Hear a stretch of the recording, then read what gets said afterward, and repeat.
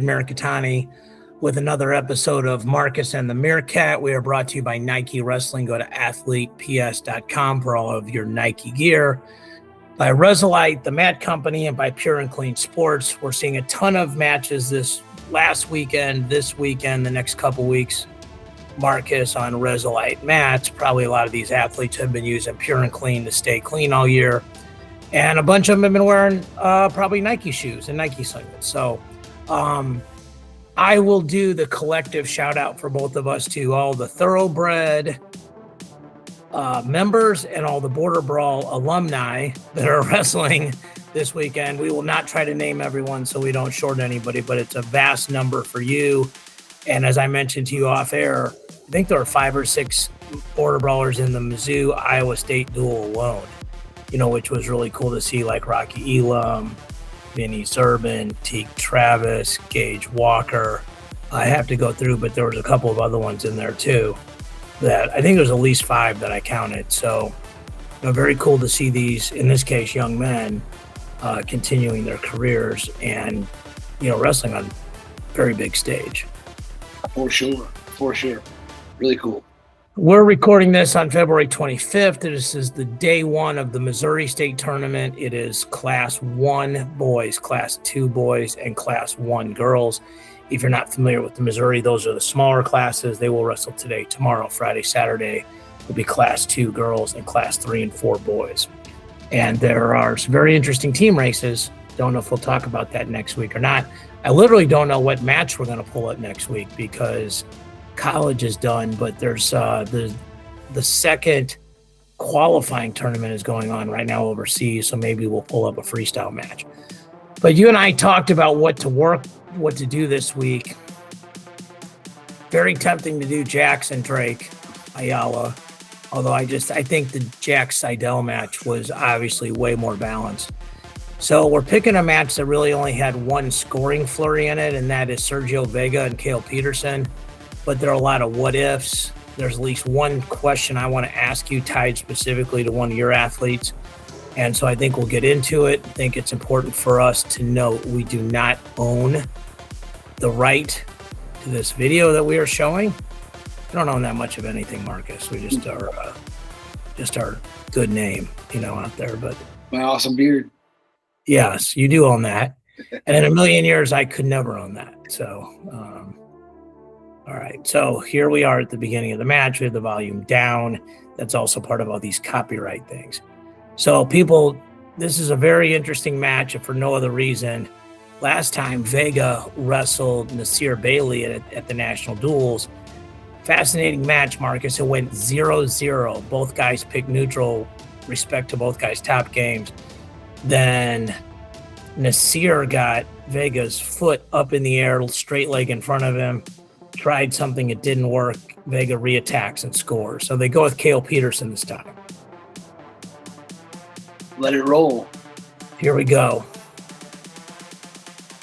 Yeah, there's just a lot of positions that were almost turned into takedowns, but a lot of scrambles. There's a lot of action for a scoreless, for a scoreless first part of this match.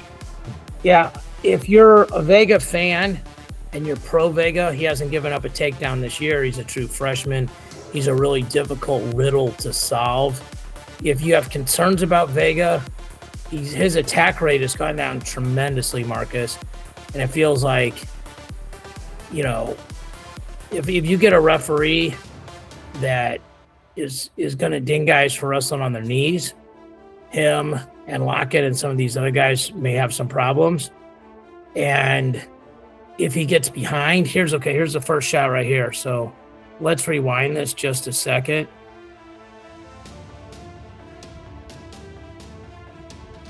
So what you call this, a head outside low single, or do you have a different name for it? Yeah, I would say that's what I would describe it as. But I'm focused mostly on the youth, so we stay away from this shot with kids. It's not a good shot for kids to hit, and it's kind of hard to pull off, as you can see kind of here. Just because you're down at the ankle and you're not in a good position with good scramblers like Vega to really build up and start attacking the hips. It's hard to get there, as we said. Shout out to Petersen for firing off the first real attack of the match here, though. Vega's got this trick knee. He's already going body cradle.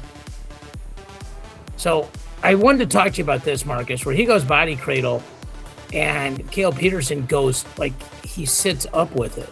Mm-hmm. Okay. Do you want to talk through this position here? Yeah. All right, so I'm going to let it run. You go. Well, actually, if you back up just a little bit, even on the initial shot, one thing that Petersen did is how he's trying to hide his head in the back of the knee.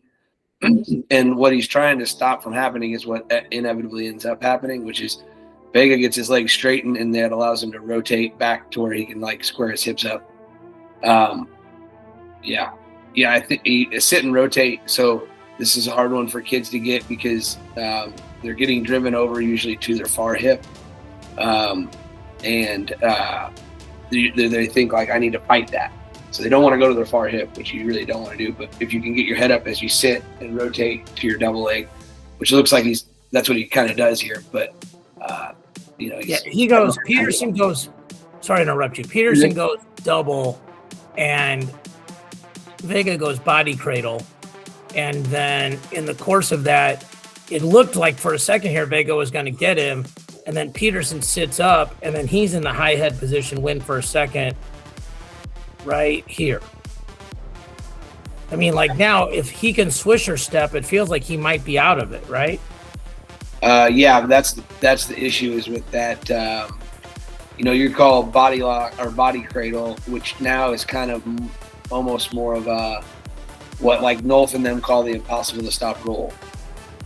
So it keeps your quad pulled up to your chest. That's right. So he can't get his right leg extended to hip heist over, or hip heist over would be more of a defensive getting away. But same mechanism if you're trying to finish here. He needs to rotate his left hip over the top or his right hip underneath to turn that corner to finish, and he can't do that because of that right leg being up in the air and trapped up by his ribs. So in Vega, you can tell it's very good grip. He's very confident. He re-rolls. Now, this is where I thought, see this position here? So Vega's posting that elbow because if Petersen can keep walking his hand underneath his face and ultimately under his body and get the weight from the side that it's on right now to the backside, he's in a pretty good position to finish. Would you agree with that? Yeah, and part of it is something you talked about earlier was, like, head high. So right now, what's keeping him from winning this is his head is down, his butt is up, and he can't settle his hips. So part of that game too is trying to get height with his head, which is exactly kind of what you were saying. Yours is a better description though. Like, if he can get his head high, I'm describing everything that happens after his head gets high. And you're like, well, just get your head high and everything else good will happen. Yeah, you're correct. So Vega does that, and now they're in that north-south position and it ends up being a stalemate. So, this is interesting, though, because that's one real attack by Kale Petersen. Yeah. Okay. And this is where, in my opinion, I'll kind of throw myself under the bus a little bit here, but I was not the most offensively dynamic guy, and I was really good at stopping people from taking me down. And one thing that when every time someone shoots, even if they get to your legs, they end in no score, and it takes that much out of them. They second guess the next shot. They start hesitating. They start thinking about, is it worth it to shoot on this guy? Guys are thinking about whether or not they should shoot on Sergio Vega before the match starts. Like, correct. When Vega wrestled Hardy the second time, I said on the air that Hardy should not shoot. Right. And Ostrander was like, he's got to shoot. That's who he is. And then he got lawn chaired. And I'm like, listen, the answer doesn't always mean you're right. But in this case. Yeah, it's I've had a couple parents ask me before, like, what the strategy is against people who are really good counter wrestlers, right? That are really hard to score on. They drag you down into these scrambles and they just wear you out with positions that you're not comfortable in. And I told them, like, what you have to, it's hard to do, right? It's easy to explain, but it's hard to pull off. But you have to give uncommitted attempts. You have them show their hand a lot on where they're trying to roll, turn, sit, without committing to, giving them those openings, right? I think it's basically, sorry to interrupt. It's basically what Echemendia did against him in the duel for 9 minutes or 7 minutes. Yeah. And then he committed and got, 6 minutes and 50 seconds, whatever it was. Right. But he had 2 stalling calls against Vega, was close to a third. All the Vega had was the escape where, Echemendia didn't even start on top of him. He just did the both hands up with, stay on our feet match. Yeah, and just making that a chess match of mat positioning, getting guys to the edge, shooting them off, trying to earn your stall calls, like you were saying. Yep. So we'll let this run. There's another shot coming up here shortly. The other thing too, like one of the little details and you can kind of see it happening here already is so Vega takes. Go ahead, you go. Well, because Petersen now is second guessing how much he really wants to shoot on him. Vega starts straightening his legs and coming out of his stance more, which only, in his eyes, incentivizes or makes it more likely that Petersen tries to shoot on him, which is what he'd really like anyway. Right. But on Petersen's end, unfortunately, he has to stay more in a stance and he has to keep moving his feet because Vega will take him down if he stops moving his feet and stops moving or stops, staying in his stance. But Vega can kind of relax a little bit because the worst that's going to happen is Petersen shoots on him, and that's really what he would like to have anyway. I agree with everything you said. I also think that's where Vega could get in trouble at nationals because if he relaxes, here's what we don't know about Vega. We don't know if he can come back from behind. Mm-hmm. Like what we saw with Jax against Seidel was he can go get it when he has to, right? Mm-hmm. And we broke that match down and, it was a fair and square match. I mean, I think they're very, very close. And I mean, I don't want to get into 133 and all that, but it's just the point is you can be down 2 takedowns and 1 ride at 6-1, not 6-2, and you can come back and win. That gives you a lot of confidence because you're like, A, I've been here, and B, I'll make adjustments so I'm not down 2 takedowns again. Right. Vega, to his credit, I don't think he's been trailing by more than, I don't know if he's been trailing all year. Yeah. Okay, well, if Luke Standich gets a takedown or something, yeah, gonna be interesting to see what happens. You play with fire enough, you're gonna get burned, as the saying says. Yeah, and I don't want to be a negative Vega guy. It's just interesting. He's their highest ranked guy, and it'll be interesting to see if he can wrestle to this seat. So he fires up. To that point, I thought it was funny that everybody's making such a big deal out of Jax Forrest, which certainly is a big deal, but he was ranked higher than Ayala. He was ranked higher than Ayala. We could talk about this real quick, but Ayala has never been tech-falled. Sure. Okay, and Jax just came off a 10-9 match where he looked pretty freaking mortal.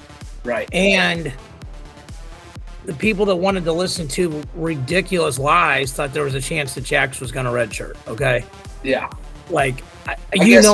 I've been telling you since September this was going to happen. I guess what I'm looking at is more of like, oh, okay, the headline of is Jax Forrest now the favorite? And it's like, I don't know that he's not, but I don't know if one match is enough of a data point to say yes. Well, the argument is this. Jax teched a guy that Bird has beaten 2 out of 3, or 3 out of 4, but lost 2. And with the exception of 1 pin, those matches were all close. And Blaze only beat him by 1 takedown. And Blaze beat Divino. And we don't even know if Divino beat Ayala twice. One of them was a major. One of them was a 1 takedown match. It's the transitive property, okay? And this is that whole thing. We'll make you Kyle Dake in this scenario because your style was more like Kyle Dake, okay? I kind of look like him sometimes too. Sometimes, yes. I've been told that, yeah. So Kyle Dake beat everybody, but he beat everybody by a ton of points, right? David Taylor would beat guys worse than Kyle Dake beat him. Right. So we'll just say, I'm David Taylor and I'm killing people and you're beating them 7-0. And they're like, well, Mirikitani's going to kill Marcus because he beat the same guy by so much more. Right. And then we get in there and I can't do any of my stuff to you. And I think but a lot of people don't dig that deep and go, well, the position's this. Here's what I think. If you pick Jax, like here's where Ostrander doesn't pick jacks. Then we'll go back to this match because I don't want to go down this rabbit hole. Right. But if you pick jacks, you believe in volume and you believe he's like Nolf. Like he might give up 2 takedowns, but he's going to get 4. Right. If you don't, you believe he's going to lose 1 or 2 takedowns to the wrong guy. And hey, he's not going to be able to make up 2 takedowns on like he did on Seidel, like on Blaze, on Bird, etc. But anyway, so right. Okay, so I would say Vega fired off sort of 2 half shots. I mean, they were legit. You know, hit a knee. He's also so long; he's a lot harder to go around than other people. You know, go behind. By the way, I don't want to cause work for you, but Liam King reminds me of the kind of kid he's built like Vega, where like if you taught him some of this stuff when he gets older, he'd probably murder people with this stuff. Oh yeah. Okay. He's already started to figure some of it out. We've been doing some scrambling in our low point before we head into state. Here we go. As a shot. Yeah, so you're going to run out of time. Get inside here, and this is that impossible to stop roll lock into the period. Yeah. So 2 real shots to 2 fake shots. And Rand is like pick neutral. I think that's the right choice. Burroughs said a lot on the podcast that these guys, Oklahoma State, have a system. Inside ties, jab steps, take center. You know, some guys are doing it more so than others. Right. But you do see a pattern. Just like you're seeing the split grip with a lot of the top level programs, you know. So here's Vega taking center and now pushing to the edge. You know, Petersen did a good job. Petersen didn't really wrestle scared, which, you know, I think the result of the match, here's a nice little slide by. And I mean, I think the result of the match is not indicative of how close the match was, if that makes any sense. Yeah. Yeah. Here's another double. There's multiple exchanges here. And he's looking for that same tie or that same lock. With that impossible to stop roll. So he also tried to reach back for what he ultimately got. And Ben Askren, you know, and obviously you guys are teammates, friends with, you know, multiple levels of friendship or relationship. But he would do that a lot. Like he was one of the first guys to do it. Like you would think you were safe, you pop your head out, and the next thing you know, you're in a cradle. He would do it a lot from the previous position in the first period where Vega got his legs straight to that sit the corner position where he's kind of on his butt. And then you go back around the head, which is like you're saying, that's what he kind of reached back for here for a second. Went back to the around the belly whizzer there. So Petersen's a right leg lead. He wants to get to that the left leg of Vega. He tries to shoot a double. That leg gets back. So now all of a sudden he's on a lefty single, which is not his best position either. Right. Then he's trying to split middle and Vega's sagging real hard. Then you see him reach to try to get that, and that gives Petersen a chance to try to get height again. Vega's so good at see how he's sliding off here, and then like you lose the grip of the leg, and now you're in a whole different scramble. One of the things you talk about too for when you're in that waterfall position over the top is not allowing your legs to be split. Like he's getting them both to one side. Say that again for the people at home. Okay, so when you come up out the middle, your head is between the legs. And when you split the middle on someone, when you're between their legs, they can't turn their hips over. So, you know, whether that's to turn to square up or whether that's to fight off their back, right? Like a Turk works the same way. You're splitting the legs to where you can't, like someone can't turn their hips over. So when Vega goes over the top, what he's fighting really, really hard for here is to get both legs to one side. And if you want to, you know, if you want to do these rolls or if you want to go to far ankle scrambles, you need to be able to have both your legs to one side. You don't really want to be. He's almost doing like a leg curl towards his free leg. Yeah, that's the idea. And he doesn't do it, but one thing I'll do is oh man, I wish I had a marker on my end. If we go rewind like 3 seconds here. There's 4 seconds. All right, so hit like play pause, 1 second forward here. Up a little more. As soon as he lifts. One more, good. one more. Right here. Okay, so that his left leg, his left foot, what you can do is take the laces of your left foot and push down on the head. And then your right quad, when you straighten it out, will fall over the back of the neck. Use your free foot. Yeah. Yeah, and you can see here, we're just going to let it run, but you can see his grip is slipping, and there's no way for him to really recover because he would need to windshield wiper and square up, and Vega's got the windshield wiper leg trapped by getting his left arm to the shin. Yeah, he has a choice. Like Petersen has a choice here, and I watched this a day or so ago. I don't exactly remember where he goes from here, but one of the things that you can sacrifice the legs to keep head position high. So you can let the legs fall and then reach your right hand over the body or to a cross face and use your left hand to attempt to split his legs.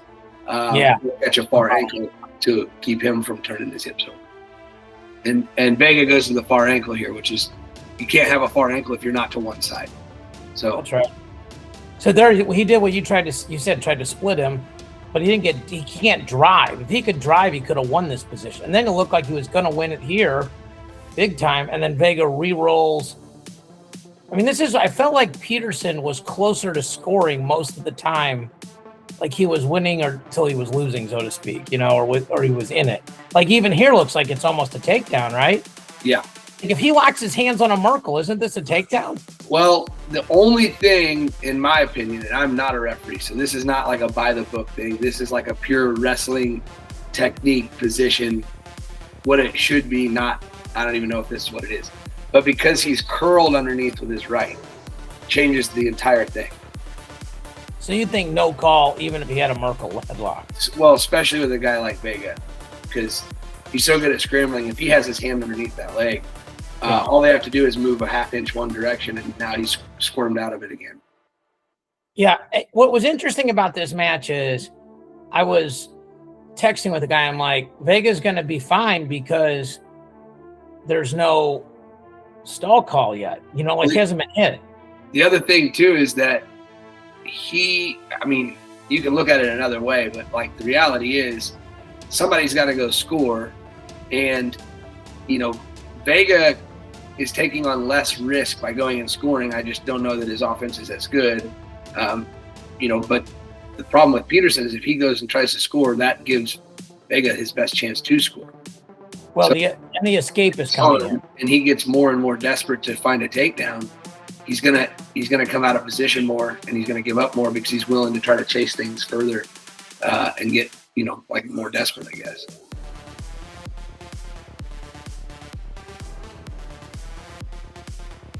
So especially now because Vega can choose bottom, right? So now Petersen is in an impossible position because Vega wants him to shoot on him, and if he doesn't, then he'll take the 1-0 lead. This is why I said the stall calls matter, okay? Because if there was one stall call in there for 3-4 legit attempts, yes, now he can do the half shot fake stuff enough in the third period to get a second stall. Well, the Iowa 101, right? Yeah. Like tie up, push, half shots, fake them, push them out of bounds, beat them back to the middle. Yeah. That's how you get stall calls. That's right. But he can't, it's hard to get it asked for 2 here in Gallagher with 1:20 to go. For sure. Right? For sure. Absolutely. See, there's a fake.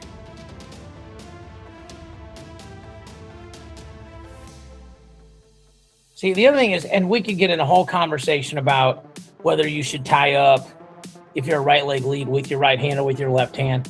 And, the old school argument is if you reach with the same side, you're giving up an attack angle. I did that all in high school and got away with it. And I got to college and had to learn how to lefty collar tie.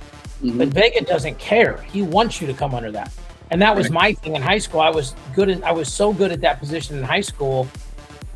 Like my college coach was like, look, you either got to get a lot better at defense or just get your hand down in front. But this isn't high school anymore. It's one or the other, right? Yes. And Vegas was just better at this than I was, so it's still not a problem for him. But if people are watching this, Petersen's tying up with his backhand and Vega's tying up with his front hand, and that's a pretty big difference. Tries a little shrug here. Vega does a little fake to just keep the refs, keep them honest. And now he's got this last shot, and this is where the match ends. So he gets this, right there. So, all right, before this happens, then it's a cradle, and then they party.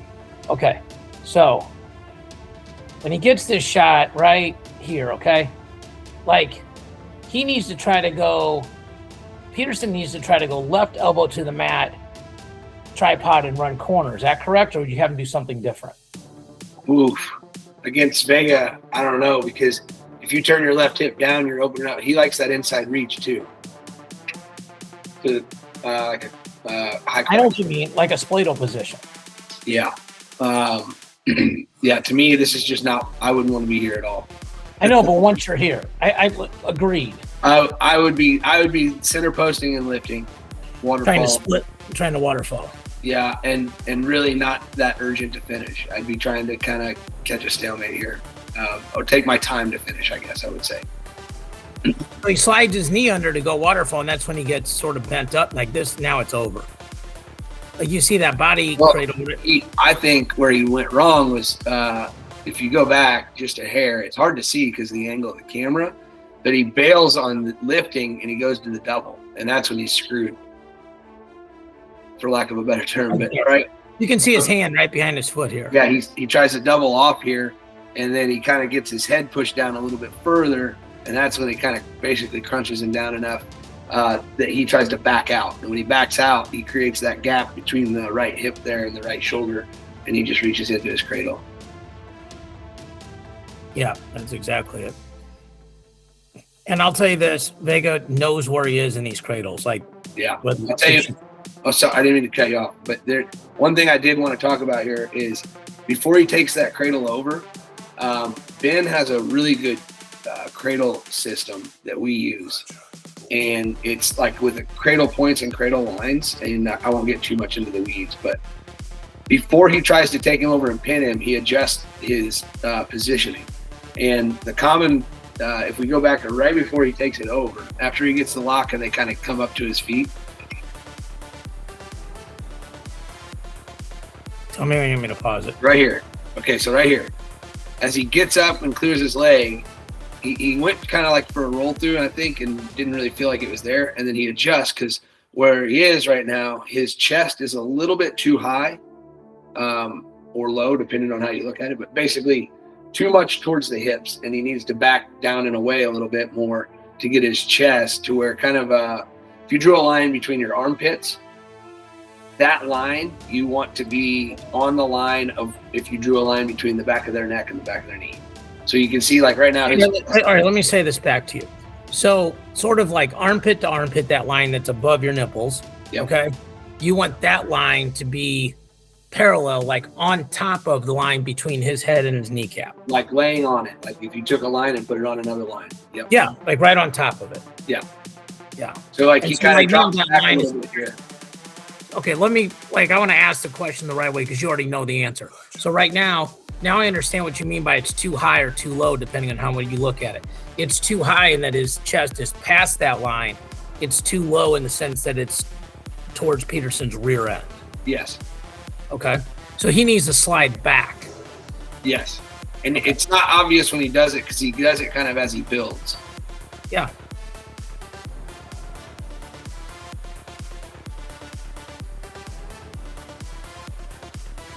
I think the other thing is sometimes you just know where you are. If you're a cradler, it's kind of like I rode a lot of legs and high half series and crab rides, and you know where you are and the other guy doesn't, you know? And most of these guys he's cradling are not on their backs very often. Yep. And then, he gets the fall on forehead to toes and forehead and toes. So like getting up tall, creating a mountain with your butt, the higher you can be with your butt, you're way up over the guy. Yeah. A lot of people try to like flatten out there, and it's hard to do against good guys. Getting height. So this is a good one because it wasn't super long. Here's my question to you. I think this is going to be a fascinating match, Big 12 final, assuming no upsets. Vega, Echemendia 2. I feel like Echemendia had a good game plan and can win. I certainly think Vega has to be the favorite. He won. Let's say it's Vega Mendez, okay? Like, how do you see that match going?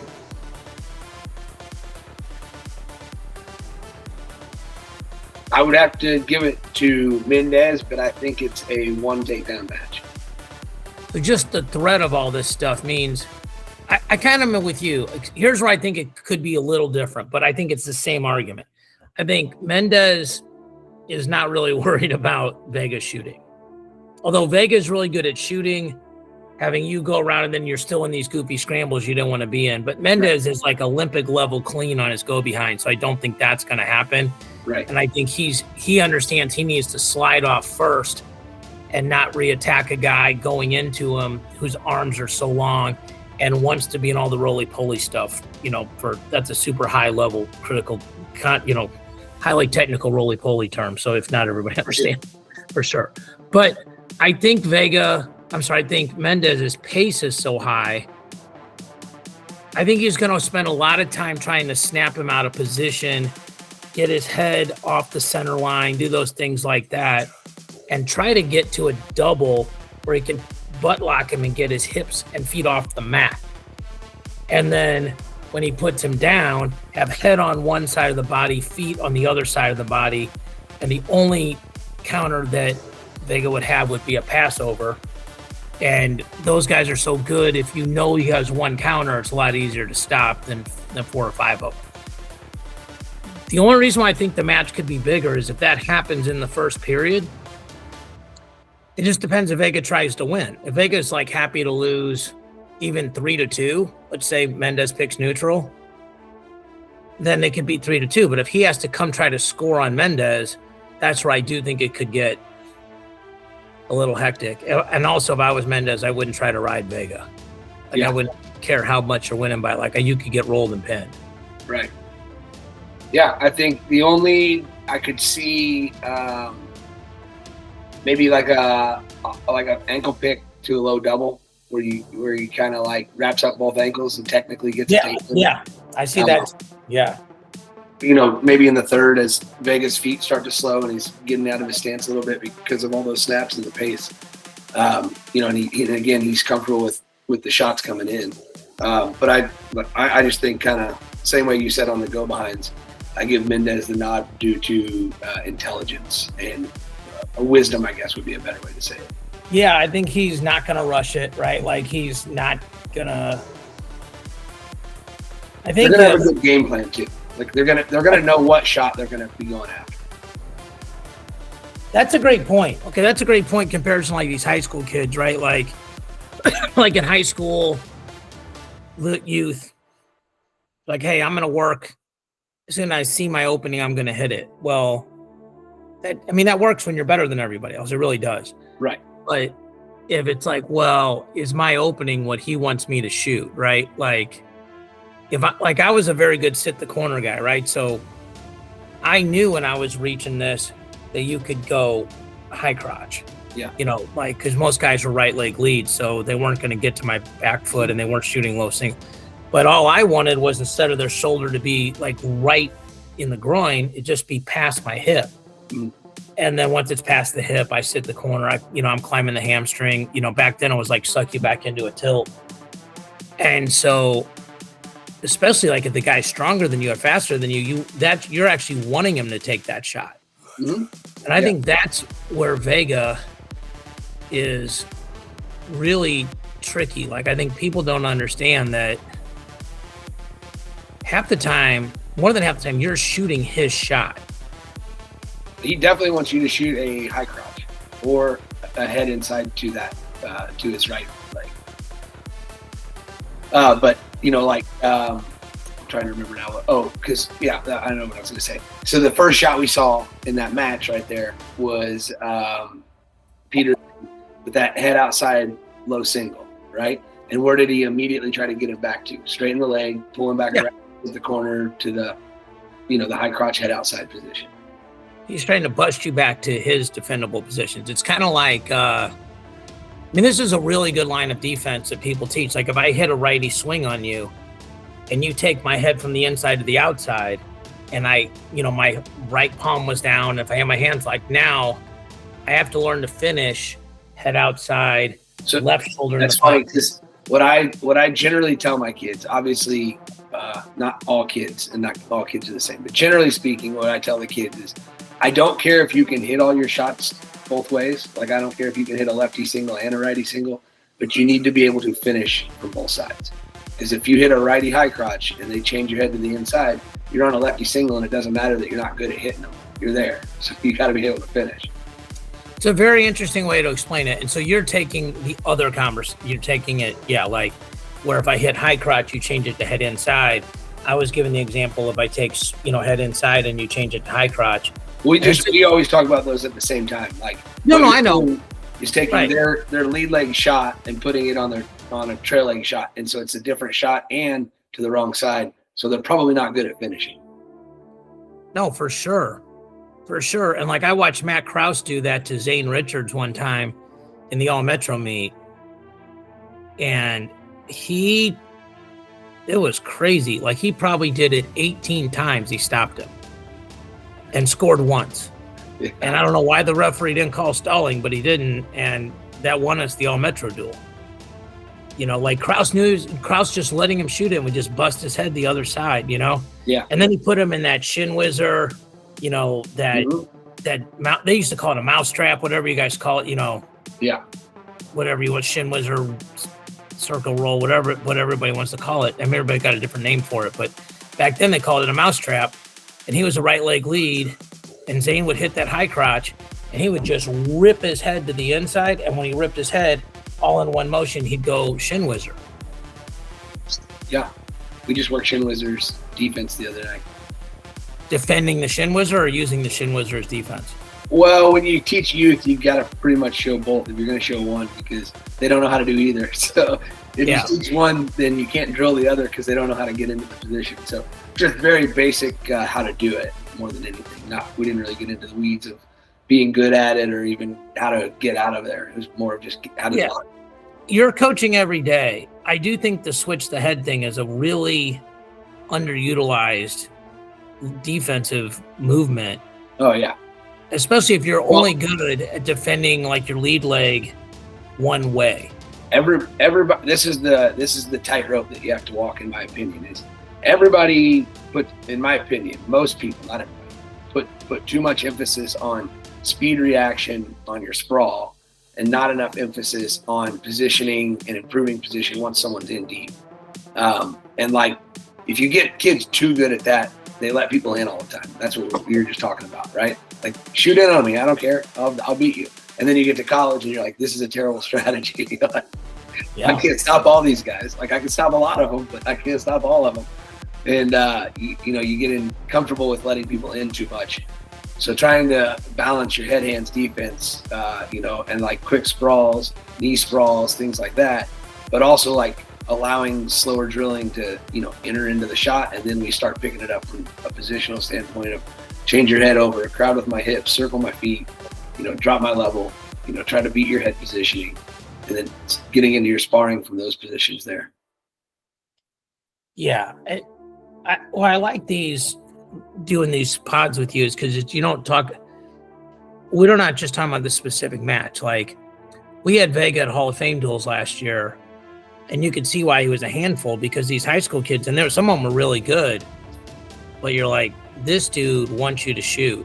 And here's the thing about him, like, you can argue he's stalling, but it's a lot different than if you shoot on me and I sprawl and I chest lock stalemate. You shoot on me, I sprawl, chest lock stalemate. If I do that 4 times, I'm stalling. If you shoot and every time I'm almost scoring on you, it's still stalling, but it's a lot harder to call.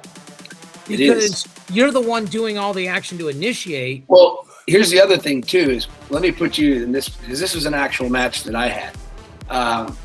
And what you're saying, if you follow the logical progression of the thought, you inevitably get to the point where you say, what happens in a situation where you and I are wrestling and every time they blow the whistle, you shoot off the whistle?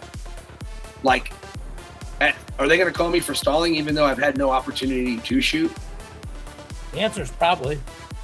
But it's like, how is that? Like, should I also take a dumb shot off the whistle then, because otherwise I get called for stalling if I'm not able to shoot off the whistle? If every time you're shooting off the whistle? I see your point. Also, you and I both know that's super rare, right? Yeah, but that was like one of my state finals matches. Where, like, people were frustrated on his side, obviously, in his home crowd, being not home crowd, but you know, his fans were like wanting me to be hit for stalling. But it's like, I literally can't, if I get close enough to even think about tying up, this dude is diving in on a shot. Like, I can't even get close enough to shoot on him before he shoots on me. And like, I'm scoring, I'm stopping them. They're not good shots, but like, you know, at some point, do you call someone for stalling because they haven't taken any shots if every time they get close enough to shoot, the other person's shooting? Yeah, my goal the last 2 years was to set the national takedown record. And back then, I only had like 35, 36 matches in a year. So right. Now, to help, there was only 2-point takedowns back then. So it took longer to get to a tech. But we kept stats like on graph paper. You know, there weren't computers and stuff back then. But right. Like the amount of, I would just say, non-initiated takedowns, like whether it was... No, that was all mine were. Well, I'm saying, but like, I actually love to shoot, but guys would shoot first. Right. Like when you talked about being able to convert, my dad was very, very big on conversion. Like if you get to a leg 10 times, how many times do you finish? You know, because, and I think what he did was building your confidence backwards. Like if you're like, well, if I score 90% of the time, probably need to shoot twice in a hard match to win it. And we had Tyler Holloway, and he won it for us at Ren Lake. And on the Christmas break, he came back early, and all we did was work on finishing lefty swing single because that was his best shot. And we worked on a couple setups that were just modifications of what he was always doing, just a way to get through a little bit more of the traffic, so to speak. But he beat like Brandon Wright, you know, who was really, really good. And he beat another really good kid in the finals. But he was like, Coach, you just got to understand, I'm going to get one takedown. Like, I'm just going to drive you crazy, but I'm going to win it. He's like, so don't keep yelling at me to shoot. Like, I'm not going to shoot anymore. And I'm like, okay. That was me until I evolved. Yeah, well, I mean, it's hard to argue when it wins. Like, it's right until it's wrong, right? Yeah. But I think the main thing is, like, I mean, there's a lot to take away from this, right? Like, if you go back to Vega and Petersen, I think if you're an Iowa fan, you're like, Petersen was right there with this kid, right? Until a minute left. He's 1-0 versus the number 2 guy in the country. In Iowa, there's a couple stall calls probably, or at least one that happens, you know, that doesn't happen in Stillwater.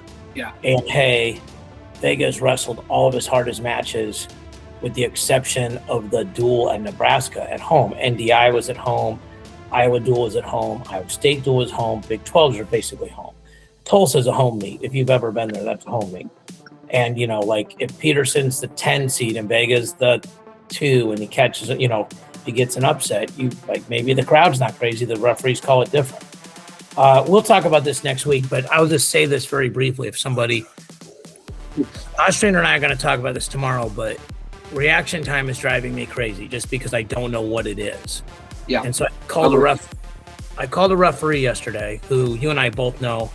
He asked to be nameless, but you and I both respect him. And I went through this whole thing. I'm like, listen, no one knows what it is. It's very difficult to decide if matches are fair or not. I feel like Gabe Arnold lost 2 matches when he was on both sides of it, you know, where like he got a flash one and they took it away and gave it to the guy that came out. Right. And then he got a flash one and then they took it away. And then the other guy won on a crazy stalling call. And he goes, well, what's your proposal? And I'm a big, if you don't have a solution, don't complain about the problem, right? Right. He said, I'm going to tell you what I know. I'm going to tell you what I think. In jiu-jitsu, a takedown is 3 seconds. Okay? So if you take me down and I can hip heist out of it, it's not a takedown. They might call it what's called an advantage, but it's not a takedown. Okay? So whatever you want to call a takedown, I just think it's one swipe. I go, and here's why. I think you can challenge one swipe, right? Like if you take me down, my hands take me to quad pod. You hit a duck under, I hit quad pod. And my hands, but I'm there for like, I don't know, a split second. And then the referee starts to count and doesn't get full swipe before my hands come up, or they do full swipe, but by the end of it, my hands are up. You can challenge it because you can go, hey, the referee didn't start his swipe soon enough. Yeah. Okay, you can run it at real speed and stopwatch it. Okay, like that can happen. And I said to him, I go, are you guys in agreement on this? We're missing something. And I'll just use our names. He goes, there's Mirikitani's the quick count guy and Haynes the slow count guy. And every referee in America knows they call it that much differently. He said, we did a video in the off season and they showed us a situation on whether it was a takedown or not. And he goes, 30 of us voted and it was 15-15. I said, that proves my point. Yeah. Like that proves my point. That proves my point that there's a problem. Yeah. Because I said to him, I go, if I call Mike Haggerty, if he's the one doing the independent reviews at Nationals, I said, I know Hag, we're friends. I said, he's going to give me a very political answer. It's going to be, it's whatever reaction time is. I said, reaction time should be a time. I said, like, if I drop to the leg on stalling, on top, I'm stalling, and you count to 5. Neutral danger's 3. There's all these things. He goes, referees don't want to do any more counting. I go, with all due respect, I don't care about that. Yeah. Yeah. So I might actually turn it into Barbie and see if they'll put it in the rule. Like, and I'm going to suggest 1 or 2 seconds. It doesn't matter. No, there just has to be something that's agreed upon. 2 seconds is fine. Well, 2 seconds. I was when was it? I thought I was in college when they went away with like reaction time altogether. It was like there is no reaction time. If your hand touches, it's takedown. Well, yeah, but that was, I don't know when it has been and hasn't been. I will tell you that like a couple years ago, when Max Dean had a standing Granby when the guy was behind him, and they ruled takedown because his upper body hit, and that's a takedown. He hit the Granby and came right out of it, but like you were following him, and so when he hit the Granby, you were still behind him. So, I mean, listen, we got a lot of stupid rules, right? Like if I start on bottom and I stand up and you're in rear standing, you're still in control and getting riding time, okay? Yeah. If you hit a duck under where rear standing, you're not in control. Like, explain that to a normal person. Yeah. How one position, like it's here, another dumb one. Like I start on bottom, I hit a near reversal. I have your foot like that extinct, like, and you got my hands and you're getting riding time. Like these are stupid. These are nonsensical, non-common sense rules. Yeah. And the problem with our sport is if you want to grow the sport, you need to make the rules where they make sense to people. Yeah, they have to be understandable. They have to be easily. Like if you're standing behind me, you either have control or you don't. Yeah. Okay, like here's what's even dumber. On a reversal, it is control. Yeah. Like if you had a switch and we end up rear standing, right? That's a takedown. That's a reversal. That's 2. Yeah. If I start on bottom and I stand up, you're still in control. You're still getting riding time, or you're still riding in high school. Yeah. But on our feet, if you hit an arm drag and come up, it's neutral. Like there's just I get what you're saying. I don't know, because I feel like that one follows the logic of like which direction you're trying to go. So like if we're neutral, I have to get you down and hold you down. If I get behind you, I haven't completed that, but I'm on the way to doing it. And if I'm not saying the same way, I've got up. I just haven't completed it. I'm just saying there's a lot of rules to clean up, right? Like the same position, you had to stand up, and I'm supposed to return you to the mat. Like, is it 5 seconds to attempt? Right. And then like they dinged Gabe Arnold for stalling on bottom for holding Ryder's hands where he couldn't lift him. Right. Like that's not stalling. That's trying to win. Yeah. I mean, there's a bunch, and as soon as I say that, somebody go, well, so is hanging on trying to win. Like, okay. Sure. Yeah. But I just, here's what I think. If you stand up, the other guy's got 10 seconds or 15 seconds, pick a number to return the guy. Yeah. And if he doesn't return them, like a hand doesn't hit or a knee doesn't hit, that's stalling. And the other guy can do anything he wants to stay up because both guys can do that. Right. Because referees don't want to do any more judgment stuff. So just count. Yeah. Well, that is a strategy too. Is like we talk to some of our kids. Is like sometimes if you come to your feet and the hands are locked, it's not worth trying to break the lock. It's better to just really focus on staying up. Lock knees. Yeah. At a certain point, he has to let you go, or you get a stall call. The stall call is halfway to an escape. It's half a point. Yeah. So maybe when we're done with the season, you and I'll turn them in, but I'll turn some suggestions in. Anyway, you've been great. We appreciate everybody watching and listening. We'll see you guys next week.